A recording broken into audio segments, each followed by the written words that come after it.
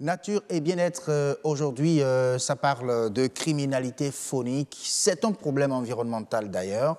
On va détailler bien sûr le thème dans un instant avec M. Josiah Dossou-Bodjrenou. Nous allons suivre ce reportage qui nous explique ce que c'est que criminalité phonique. Regardez.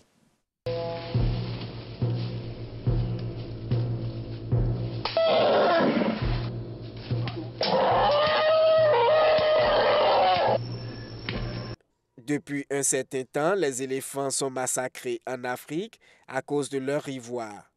Des réseaux de trafiquants d'ivoire sont nés dans toutes les zones de l'Afrique, avançant ainsi l'extinction de ce mastodonte. Le nord du Bénin renferme encore la plus grande population d'éléphants d'Afrique. Leur protection exige donc des mesures strictes et une veille permanente pour éviter qu'ils ne deviennent la cible des braconniers, pour enrichir le réseau des trafiquants d'ivoire. La présence de cette carcasse d'éléphant remet à jour la défense de la nature. Et tout citoyen béninois, quelle que soit sa position, a le devoir de lutter pour protéger son environnement. La lutte contre la criminalité phonique est engagée dans le monde entier et le Bénin ne doit pas être du reste. Arrêter les braconniers d'éléphants et trafiquants d'ivoire, c'est bien. Mais il est mieux d'empêcher le braconnage, car des ivoires saisis, c'est des éléphants massacrés. Voilà, merci beaucoup pour cet élément. Et d'ailleurs, même l'auteur déjà sur ce plateau, je voudrais parler de M. Josiah Dossou-Bodjrenou, qui, en tout cas, fait le tour de ces espaces-là, de ces ressources dont nous avons besoin, des ressources sans lesquelles personne ne peut vivre, mais des ressources qui peuvent quand même vivre sans nous. N'est-ce pas, M. Josiah Dossou-Bodjrenou? Alors, on parle de criminalité phonique, un problème environnemental. Expliquer un peu, je dirais davantage, la criminalité phonique, ce que c'est à nos chers téléspectateurs. Oui, et il faut comprendre simplement que la criminalité phonique, c'est d'abord, si on parle de crime, c'est qu'il y a des réglementations sur les espèces animales. Nous parlons de la faune précisément. Sur les espèces animales, des études ont été réalisées et qui ont démontré que ou c'est l'habitat qui est en train de disparaître, ou c'est l'habitat peut-être existe, mais les animaux n'ont plus de tranquillité, ou les espèces sont menacées par des pratiques anthropiques, c'est-à-dire dues à l'homme. Et là, des réglementations ont été élaborées, aussi bien au niveau local qu'au niveau international ou au niveau régional. Et nos pays, je parle du Bénin et autres pays, ont ratifié ces réglementations, ont adopté ces réglementations. Malheureusement, là où se trouve le crime, c'est que ces réglementations ne sont pas respectées. Ça veut dire que où on détruit l'espace, on détruit les espèces, même que les animaux, et où on fait le commerce autour de ces espèces, et c'est ça qui devient un crime. Mais comment expliquer le non-respect de ces réglementations au Bénin? Oui, vous savez, aucun pays ne s'est développé ou ne peut survivre s'il n'y a pas de règles pour une meilleure gestion des ressources. Vous savez, c'est que ce que nous avons le plus appris, c'est que tout le monde est Dieu donné. Tout ce qu'on voit dans la nature, on dit c'est Dieu qui a créé. Et l'homme exploite. Mais effectivement, c'est Dieu qui a créé toutes choses. C'est-à-dire le ciel, la terre, l'eau, les forêts, les montagnes et autres. Et a créé à l'intérieur des ressources vivantes. Je parle par exemple des espèces précisément. Oui. Mais c'est que l'homme a eu cette liberté d'exploiter ces ressources-là pour ses biens. Que ce soit pour, d'abord, ce qu'on voit le plus fréquent, c'est la consommation. On tue les animaux pour les consommer. Si on va s'arrêter seulement à tuer et consommer, on va dire quand le nombre de consommateurs augmente, en matière de viande, quand le nombre de consommateurs augmente, et le nombre d'animaux n'augmente pas, on va commencer par avoir des problèmes. Pas de problème. Il y aura moins d'animaux. Non, ce n'est pas ça. C'est qu'on va en tuer plus. Et si on continue comme ça, c'est que les animaux vont disparaître. Maintenant, si nous prenons le cas du commerce, ce n'est plus seulement on a tué pour manger, mais on tue, on veut prélever où la viande est vendue, ou même il y a des objets ou bien des parties de ces animaux qui ont pris de la valeur. Et là, le commerce commence par prendre de l'ampleur. Et c'est le commerce qui menace le plus. Et quand les études sont réalisées, je suppose que vous avez peut-être, dans une forêt, vous avez une cinquantaine d'éléphants. Et chaque mois, ou bien chaque année, vous tuez un éléphanteau ou un éléphant pour consommer. Peut-être tout le monde mange. Mais si vous allez tuer toutes les semaines 50 éléphants, je ne crois pas, vous allez faire 2 ans, vous avez tout terminé. Vous avez tout terminé. Maintenant, c'est que quand le commerce s'ajoute, on ne tue pas l'éléphant parce qu'on veut manger la viande, mais on tue l'éléphant parce qu'on veut de l'ivoire. Alors, en matière de faune, quelles sont les espèces qui sont les plus concernées, qui sont les plus touchées par cette criminalité? J'ai l'habitude de dire aux Béninois que pratiquement tout est menacé. Tout est menacé. Parce que nous avons pris cette habitude de tout ce que nous trouvons, nous pensons que c'est utile pour quelque chose, c'est utile d'abord pour la viande, on tue, on mange, mais quand on dit qu'à côté quelqu'un d'autre est intéressé et on veut le satisfaire, ça rentre dans le commerce. Et c'est pour cela qu'il y a des réglementations qui demandent, il y a des espèces qui sont intégralement protégées parce que très menacées ou risquent l'extinction. Par exemple, quand vous prenez le cas des éléphants, par exemple, il n'y en a pas trop. Vous n'allez pas venir à la côte et trouver les éléphants. Jamais. Les dernières réserves où vous pouvez trouver encore les éléphants, c'est nos 2 parcs.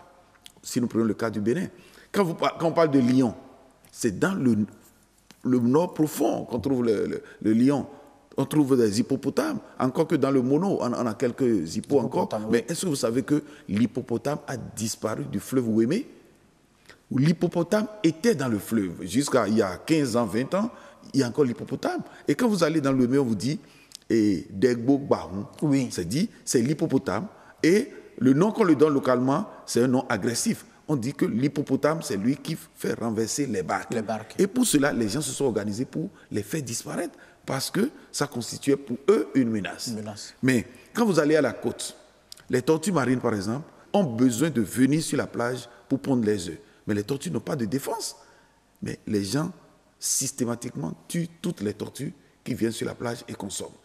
Il y a une réglementation locale qui préserve ces tortues, mais aussi il y a les conventions internationales sur le commerce de ces espèces. Il y a la convention sur les espèces migratrices.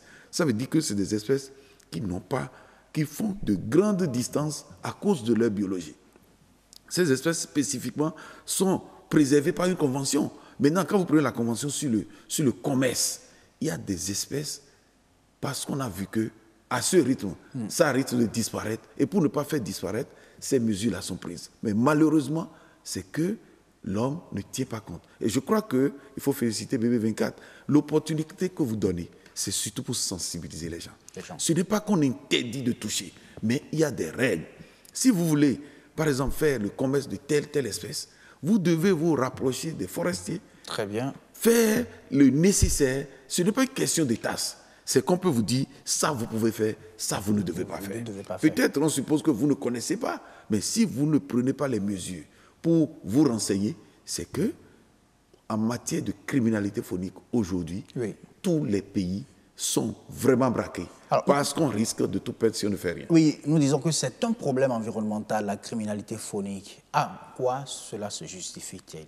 Et ça se justifie au fait que c'est que cette menace devient aussi grand que ça a une implication sur la sécurité. Vous savez, ce n'est pas n'importe qui va tuer un éléphant. Allez demander aux braconniers dont on parle, ils n'ont pas la facilité avec leurs armes locales de tuer des éléphants. Ça veut dire que c'est des armes de guerre qui sont utilisées. Et ces armes de guerre, ce n'est pas n'importe qui fournit ça. Ça constitue un problème de responsabilité au niveau des États. C'est pour cela qu'au niveau de l'Union africaine, des mesures sont prises pour d'abord sensibiliser tous les États sur les risques de laisser nos frontières être, ou nos parcs être occupés par des trafiquants ou des grands braconniers. Et cela constituera un problème au niveau régional, là où il y a encore les parcs. Mais dans les autres pays, c'est que ce commerce alimente, par exemple, l'Asie, c'est connu. Mais c'est ces pays qui dépeuplent l'Afrique. Parce que ce qu'on ne dit pas beaucoup, c'est que le développement de l'Afrique doit se baser sur les ressources que nous avons. Mais si certains pensent que, parce que nous voulons gagner vite l'argent, on tue tout et on va en Asie, mais après, le développement, ça doit se faire comment? On ne va pas plus tard importer les animaux pour pouvoir repeupler l'Afrique. Encore que nous n'avons pas les moyens. La résilience au niveau des Africains, ça pose encore problème. C'est pour cela que, voyant ce qui s'est passé déjà ailleurs, il faut prendre des mesures. Et les mesures sont prises au niveau de chaque pays. Il y a la sensibilisation, mais aujourd'hui, la sensibilisation seule ne suffit pas. Alors, que faut-il faire après la sensibilisation? Après la sensibilisation, oui. Ça, c'est en direction d'abord de ceux qui commettent ces crimes. Mais il faut aller maintenant au niveau des autorités, parce que des réglementations qui sont prises, il faut les appliquer. Je crois qu'un Camerounais a dit, il n'est pas tard pour l'Afrique de fonder son futur sur le respect de ces tests. Personne ne nous oblige à prendre les tests, c'est nous qui les prenons. Mais nous devons travailler à ce que ces tests soient appliqués. Parce qu'à travers ces tests, on peut parler du développement durable. C'est que si on dit, tout à l'heure, on parlait seulement de la grande faune, en parlant des lions, de l'éléphant et autres, mais on parle aussi des tortues. Mais aussi, c'est comme ça, il y a des espèces de poissons, il y a des requins, il y a des raies, il y a le pangolin par exemple, que les gens tuent. Ces espèces sont réglementées parce qu'il y a risque que ces espèces disparaissent. Et maintenant, c'est que chaque acteur doit jouer son rôle.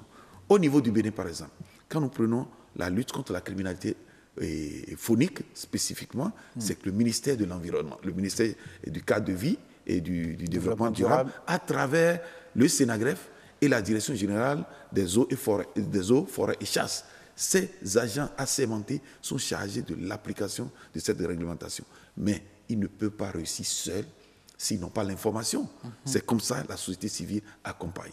La police républicaine aujourd'hui, la gendarmerie ou la police habituellement, mais les forces de l'ordre, les douanes, les douaniers sont chargés de faire tous ces contrôles. Et en cas de besoin, font appel aux spécialistes qui sont les forestiers. Et moi, je crois qu'il faut aujourd'hui une synergie d'action. Sinon, si chacun ne joue pas son rôle, c'est le pays qui perd. Ce n'est pas les individus qui n'ont pas joué leur rôle, c'est l'Afrique qui perd parce qu'on aurait vendu tout ce que nous avons comme ressources à l'étranger, mais enfin, on ne pourra pas les reconstituer parce que ailleurs, aujourd'hui, les gens sont obligés de créer des plantations qu'ils appellent forêts. Ils sont obligés de planter des arbres et d'attendre, alors que nous avons le peu.